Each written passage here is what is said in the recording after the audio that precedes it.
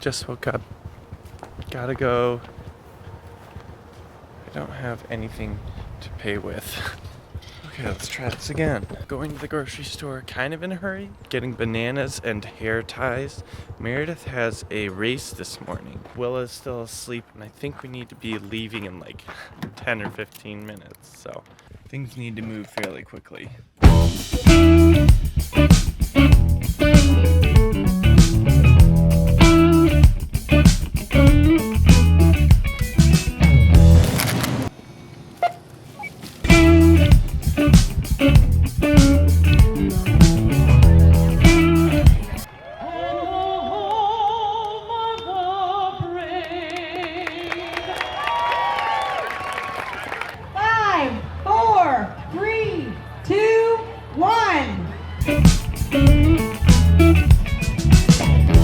Wait a second, so that's the start, and then I think it probably loops around, right? I think that's my favorite runner today. So I'm trying to use this paper map. Will and I got lost. Now I'm basically walking the 5K. They start here, around this stuff. I saw Meredith as she was coming around this corner, around everything. And I come back down, around, up here to the finish. Woo! You're doing great, keep going!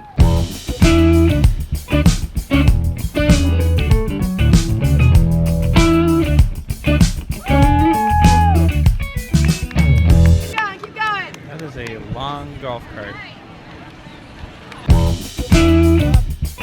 Let's see if we can spot Meredith. She's the one in pink wearing black pants. Woo! You can do it. The hill's almost over. Push through. You got it.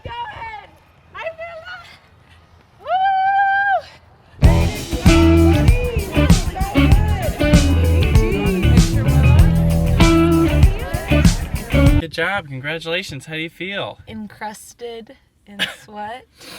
I'm good. Good accomplishments. You did a good job. Thanks.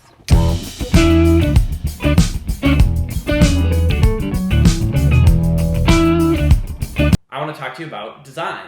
I've been a designer for over 6 years. I've done lots of different kinds of work. Small projects for companies just getting started, all the way up to big projects for companies like Microsoft, Bing, insurance conglomerates, large not-for-profits. And across all of those projects, and even in my own life, I've learned that design matters and you can apply it to everything. So one thing that's really important before I move on, design is more than just beauty painted on top of something. Design is about use. You could make the most beautiful picture out of paper mache and lace doilies. It could be wonderfully shaped and just so exquisite, but it's not functional. The paper is gonna get soggy and fall apart, and the holes in the lace are gonna let water drip right out. It's not gonna work well as a picture. So while that's beautiful, that's poorly designed. It doesn't function very well. Design is about use and aesthetics. Now I wanna introduce this concept that I'm gonna call friction. Friction is anything that makes it harder to do the task that you're wanting to do. And your goal when you're doing design is to reduce friction for tasks that you want to be easy. So a good example is getting to work, making meals, doing your work. Those things should be low friction activities because they're hard enough as they are. You want to take as much of the heavy lifting out of those things as possible so that you can get them done. Now, an example of something where you might want to consider leaving friction in is making purchases. So the easier it is to spend your money, the more you're going to spend your money. So there's an example of when you're designing how you spend money, you might want to add in more friction. You might want to make it harder for you to have access to your money, harder for you to spend it. So as you're designing things in your life, think about how much friction is going to be involved in certain processes.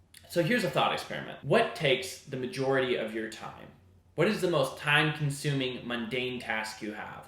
And how could you take out some of that friction? How could you reduce the amount of time that it takes? Now, I know a lot of people will make meals in advance on a weekend. When you're making meals in advance, you're actually creating a system that removes the friction of getting set up, getting out the cutting board, getting everything ready in order to do all the prep to make meals. And you're consolidating all of that into one time. So I'm reducing that startup friction from all these other times that I would be getting a meal ready and just doing it once. So that's 1/5 or however many meals you're making of the friction that you would have had in order to get set up. Another example of friction where it's a little less tangible, but I think it's just as important, is how much joy you're getting in the space that you do your work most of the time. I find this to be really important. A good example is everything you touch every day has a huge impact on how you're feeling. If you spend most of the day in your kitchen, you have bad knives, bad pots and pans, you're not gonna like that. Every time you're using a knife, you're using a pot or pan, you're gonna think, this isn't good. This is a bad thing, it's hurting my work, it's distracting, and it's disheartening. But let's say you take that out of the equation. You carefully save up your money, you buy high quality versions of the things you're using every single day. That's gonna pay off every single day, because instead of using that mental space to think about, I wish I had a better pot or pan, you get to focus on what you're doing. You're making better food because you're more mentally present. So as a designer, my goal is to have empathy with the person using whatever it is I'm designing and try to remove friction every step of the way through whatever process they're doing. And that's more than just making the thing pretty. It's about everything. How many steps are we gonna make you go through? That's friction points. How easy are those steps? Can I help fill in some of this information you had to enter manually in the past? And how can I help you see what it is that you actually want to see instead of showing you everything? How can I help you focus on the most important thing? So that's design. And I think that's a really generalized, broad description. Let's do an exercise here. In your head, I want you to think about, what do you spend the most time doing in an average day? Pick one activity. It doesn't have to be the majority of your day. It just has to be the most time-consuming activity of your day. And then I want you to think about, why is that time-consuming? And it may seem like because it takes a long time. And that may be. There are some things that you can't make easier. But chances are, there's some way to work a little bit to remove some of that friction. And if there isn't, for example, I sit down at a desk for hours a day, how can I make that space more enjoyable? If I can't reduce the amount of friction, how can I reduce the amount of mental load of, I don't like this activity and I'm in an uncomfortable space? Okay, so let's finish that exercise. You ready? You had your activity that takes the most amount of time in your day. I want you to go grab a piece of paper and a pen. I can wait. Get one. And I want you to write down 3 things. I want you to find 3 ways to remove friction from that activity, or 3 ways that you can make the space in which you're doing that activity bring you more joy, be more enjoyable to be in. Now the next step is do it. And congratulations, you're a designer.